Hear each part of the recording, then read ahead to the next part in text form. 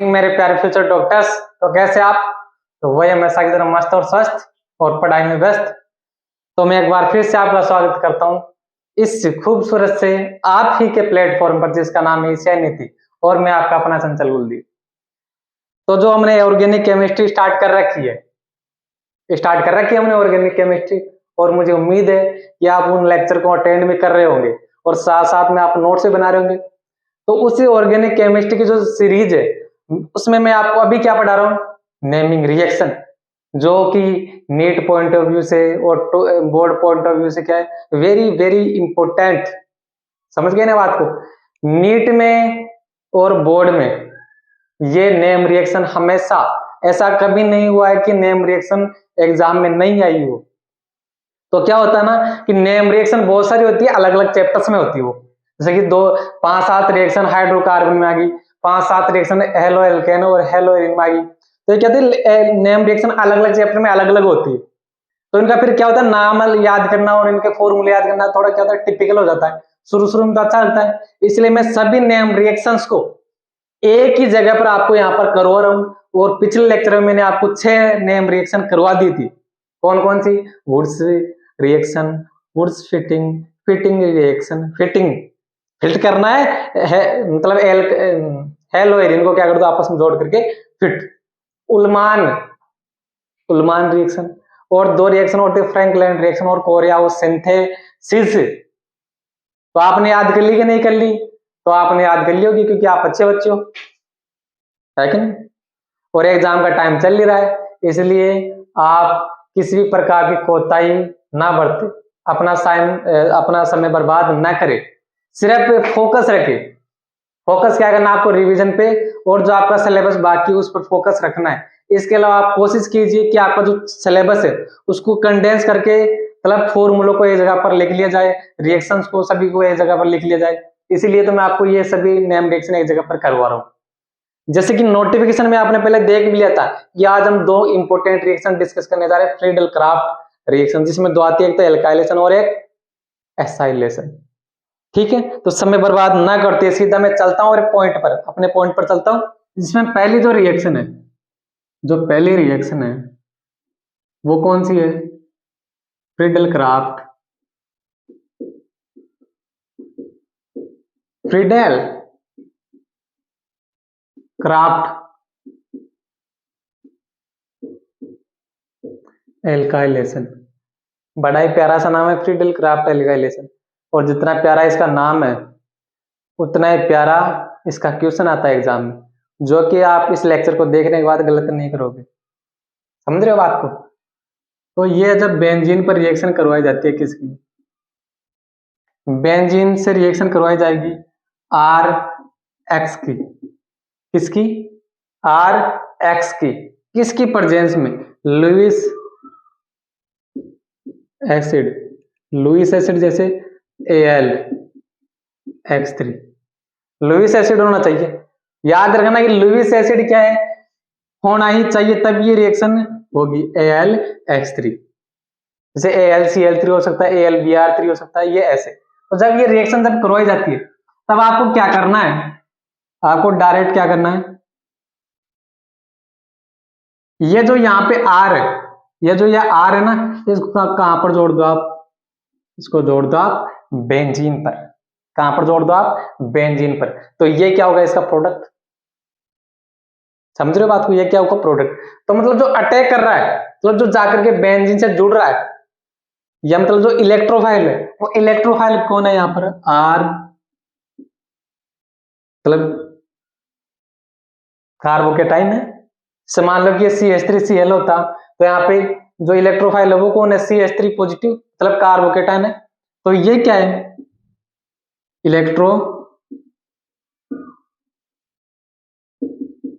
Electrophile. और very very important, मेरी बात को ध्यान से समझना आप। ये जो इलेक्ट्रोफाइल है, अगर इसमें रीअरेंजमेंट पॉसिबल है, तो पहले क्या करेगा? रीअरेंजमेंट करेगा, उसके बाद में जाकर के जुड़ेगा। पहले रीअरेंजमेंट करेगा, उसके बाद में जाकर के बेंजीन से जुड़ेगा। अब रीअरेंजमेंट क्या होता है? अरे अपने स्टेबिलिटी को बढ़ाने के लिए अपने अंदर कुछ फेर बदल किया जाए तो उसको क्या बोला जाता है, रीअरेंजमेंट किया जाता है, उसको रीअरेंजमेंट बोला जाता है। और ये कौन शो करता है, कार्बोकेटाइन। जैसे कि आप भी तो अपनी स्टेबिलिटी बढ़ाने के लिए ये लेक्चर देख रहे हो ना, आप 12th क्लास में थे, आप डॉक्टर बनना चाहते हो तो उसके लिए आप क्या कर रहे हो, प्रिपरेशन कर रहे हो। तो स्टेबिलिटी बढ़ाने के लिए कार्बोकेटाइन क्या करता है, रीअरेंजमेंट करता है 1 डिग्री से 2 डिग्री, 2 डिग्री से 3 डिग्री। समझ रहे हो बात को। तो ये जो इलेक्ट्रोफाइल है आर पॉजिटिव, तो यहाँ पर इलेक्ट्रोफाइल है ही, साथ में क्या करता है, रीअरेंजमेंट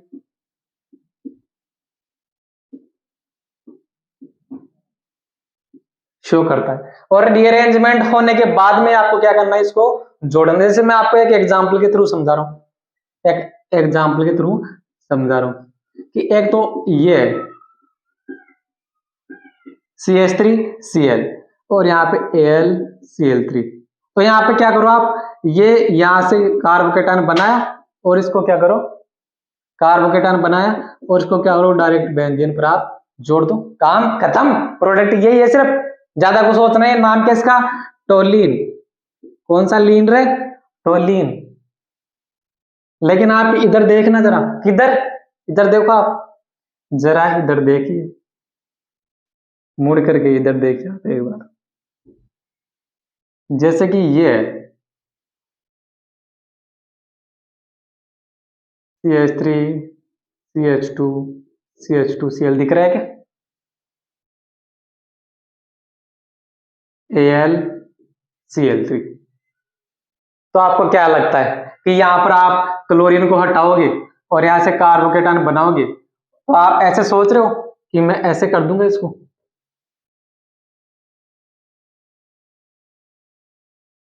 ऐसे कर दूंगा, ऐसे सोच रहे हो ना आप, तो ये क्या हो जाएगा, गलत हो जाएगा। गलत कैसे हो जाएगा, एक मिनट ध्यान से समझ सुनना और मेरी बात को समझना कि यहां से जो कार्बोकेटाइन बनेगा या जो इलेक्ट्रोफाइल बनेगा वो ये बनेगा, क्या ये 1 डिग्री है, 1 डिग्री कार्बोकेटाइन, 1 डिग्री कार्बोकेटाइन। लेकिन ये क्या कर सकता है, रीअरेंजमेंट शो कर सकता है, और 1 डिग्री कार्बोकेटाइन से क्या बन सकता है, ये 2 डिग्री कार्बोकेटाइन बन सकता है। तो ये 2 डिग्री बन गया, 2 डिग्री कार्बोकेटाइन। और ये क्या होता है, मोर स्टेबल, कंपैरेटिवली क्या है, मोर स्टेबल। ये क्या है, लेस स्टेबल। समझ रहे हो अपने बात को। रीअरेंजमेंट तभी होगा जब स्टेबिलिटी बढ़ रही हो। ऐसा नहीं कि पहले वो स्टेबल था और रीअरेंजमेंट होने के बाद में लेस स्टेबल हो गया, तब आपको रीअरेंजमेंट नहीं करवाना है। तो ये क्या है, मोर स्टेबल। तो फिर ये क्या होगा यहाँ पर, इलेक्ट्रोफाइल, ना कि इलेक्ट्रोफाइल ये होगा। तो अब ये जुड़ेगा कैसे बेंजीन पर जाकर के, जुड़ेगा कैसे बेंजीन पर जाकर के, ये CH, ये CH3 और ये CH, ऐसे रीअरेंजमेंट होगा। तो ये फ्रीडल क्राफ्ट एल्काइलेशन रिएक्शन का एक ड्रॉबैक है कि नहीं। ड्रॉबैक कैसे, कि आपको चाहिए था ये था, चाहिए आपको ये, लेकिन मिल क्या रहा है यहाँ आपको ये। तो ये ड्रॉबैक हुआ कि नहीं, कि जो आपको चाहिए वो मिल ही नहीं रहा है, तो रिएक्शन करवाने का फायदा क्या है फिर। समझ रहे हो, रिएक्शन करवाने का फायदा क्या है। तो ये तो कहते हैं फ्रीडल क्राफ्ट एल्काइलेशन रिएक्शन, कि जब आपको आरएच दे रखा है और ल्यूइस एसिड दे रखा है, तो क्या करना है, एक्स को हटा दो और इलेक्ट्रोफाइल को क्या कर दो, जोड़ दो। अगर रीअरेंजमेंट पॉसिबल है तो रीअरेंजमेंट करवा कर क्या करो, उसको जोड़ो। ठीक है। लेकिन इसका ये क्या है, ड्रॉबैक, कि जो प्रोडक्ट चाहिए होता है वो हमको मिलता नहीं है कभी कभी जब रीअरेंजमेंट पॉसिबल होता है। तो इसकी ड्रॉबैक को, कमी को पूरा करने के लिए कौन सी रिएक्शन आती है, फ्रीडल क्राफ्ट एसाइलेशन। तो आप पहले इसको नोट कर लो, मैं साइड में हट जाता हूँ। तो मेरे को आपने पॉज किया, मैं साइड में हटा और ये आपने लिख लिया और ये मैं मिटा रहा हूं।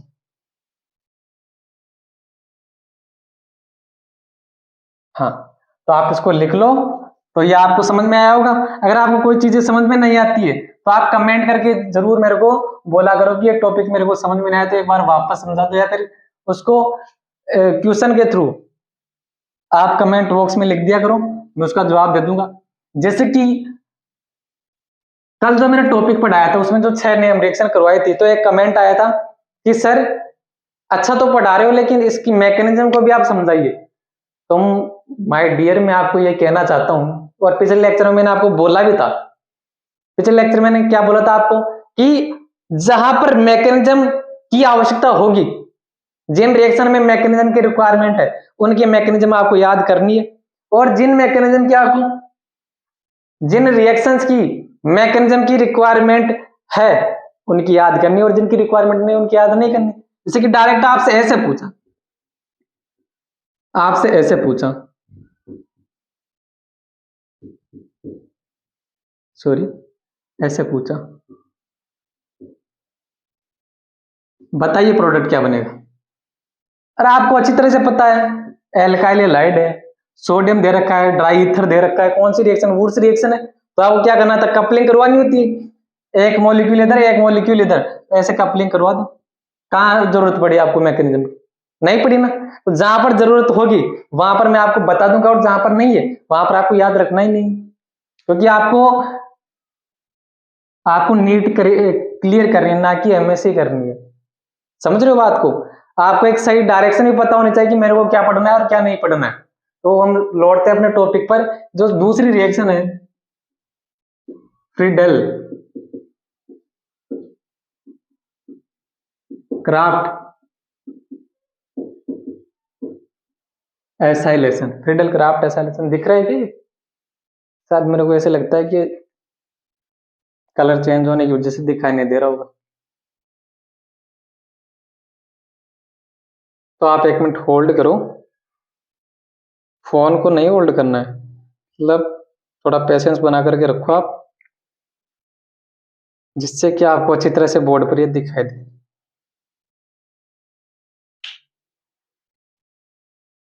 हाँ, तो फ्रीडल क्राफ्ट एसाइलेशन रिएक्शन क्या है, ये क्या करती है, फ्रीडल क्राफ्ट एल्काइलेशन की कमी को क्या करती है, दूर।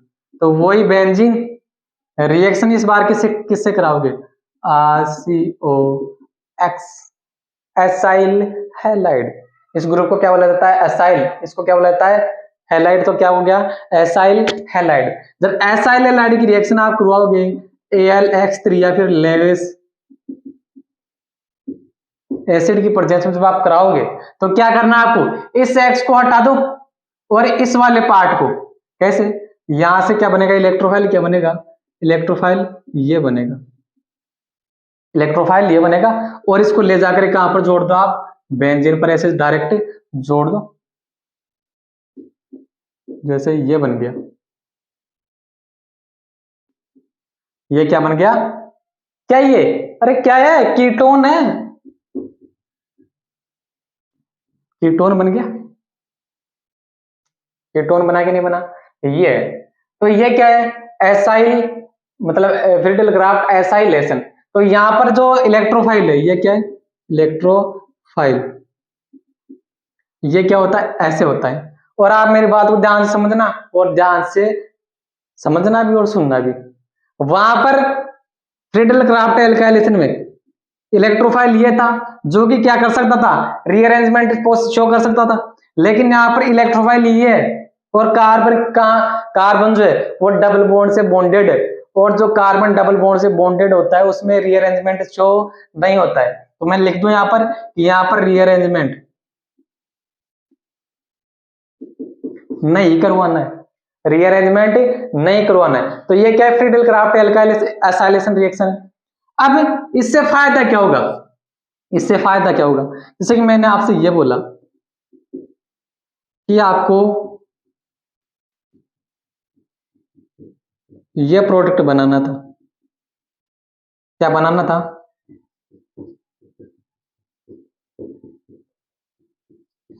ये फ्रीडल क्राफ्ट एल्काइलेशन से ये आपको प्रोडक्ट बनाना था। लेकिन आपको पता है कि प्रोडक्ट बनेगा नहीं, क्योंकि यहाँ पर क्या हो जाएगा, रीअरेंजमेंट हो जाएगा।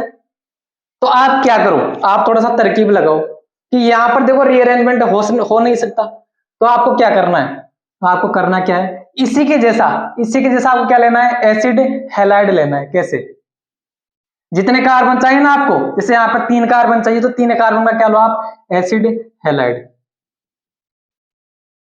ये ले लिया एसिड हैलाइड, और ये AlCl3 एसिड हैलाइड ले लिया। तो यहां से क्या करो, इसको एक्स को हटाओ, यहाँ पर कार्बोकेटन बनेगा, और इसको एज इट इज क्या कर दो, जोड़ दो। तो ये क्या किया आपने, एज इट इज इसको जोड़ दिया, जोड़ दिया। अब ये तो नहीं मिला, ये मिला। अब इसका क्या करवा दो आप, क्या करवाओगे आप, रिडक्शन करवा दो इसका, हाइड्रेशन करवा दो। मतलब इस पर हाइड्रोजन आप जब ऐड करोगे, जब आप इस पर हाइड्रोजन जब आप ऐड करोगे तो ये बनेगा कि नहीं बनेगा, ये बन जाएगा। तो आपको अगर ट्रिडल क्राफ्ट एल्काइलेशन से जो प्रोडक्ट चाहिए वो आपको नहीं मिल रहा है, किस वजह से, रीअरेंजमेंट की वजह से, तो आप पहले क्या करो उसका ट्रिडल क्राफ्ट एसाइलेशन। तो ये तो क्या है एसाइलेशन, ये क्या है एल्काइलेशन। तो आप पहले इसका क्या करो ट्रिडल क्राफ्ट एसाइलेशन, और उसके बाद में क्या करो करवा दो उसको रिड्यूस करवा दो या हाइड्रेशन करवा दो, उस पर हाइड्रोजन ऐड कर दो, तब आपको जो प्रोडक्ट चाहिए वो मिल जाएगा। तो ये मेन डिफरेंस है किसमें, फ्रीडल क्राफ्ट एल्काइलेशन और फ्रीडल क्राफ्ट एसाइलेशन। एक में रीअरेंजमेंट होता है, एक में रीअरेंजमेंट नहीं होता, समझ रहे हो। तो सेम वही फिनोमिना है। तो ये कहते हैं हमारी फ्रीडल क्राफ्ट एल्काइलेशन और फ्रीडल क्राफ्ट एसाइलेशन। तो मेरे को उम्मीद है मैंने आपको जो भी मतलब जो भी फंडे थे यहाँ पर सभी की सभी समझाने की कोशिश की है। तो ये दोनों की दोनों रिएक्शन आपको समझ में आई होगी, और आपका इससे रिलेटेड कोई क्वेश्चन भी गलत नहीं होगा। सिर्फ आपको क्या करना है, आर की जगह आपको आर की जगह पर हाइड्रोकार्बन चेन दे रखी होगी और तो सब सेम होगा फिनोमिना। मैकेनिज्म की कहीं पर जरूरत पड़ रही है क्या, जरूरत नहीं पड़ रही मैकेनिज्म की। लेकिन एक चीज तो मैं आपको बता दूं, ये दोनों रिएक्शन कौन सी थी, ये साथ electrophilic substitution reactions, electrophilic substitution reaction, मतलब जहां पर अटैक कौन करता है इलेक्ट्रोफाइल, और बेंजीन से हाइड्रोजन हट जाता है इलेक्ट्रोफाइल जुड़ जाता है, इसको बोला जाता है इलेक्ट्रोफिलिक सब्स्टिट्यूशन रिएक्शंस।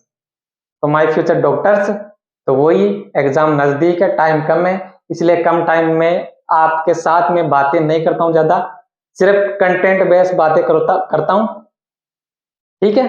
तो जब आपका सिलेक्शन हो जाएगा तब बातें भी करेंगे आपके साथ, बहुत ढेर सारी बातें करेंगे, ठीक है। अभी तक तो आप अच्छी तरह से पढ़ाई पर फोकस करें, तो वही स्वस्थ रहे, मस्त रहे, पढ़ाई में व्यस्त रहे। Thank you very much.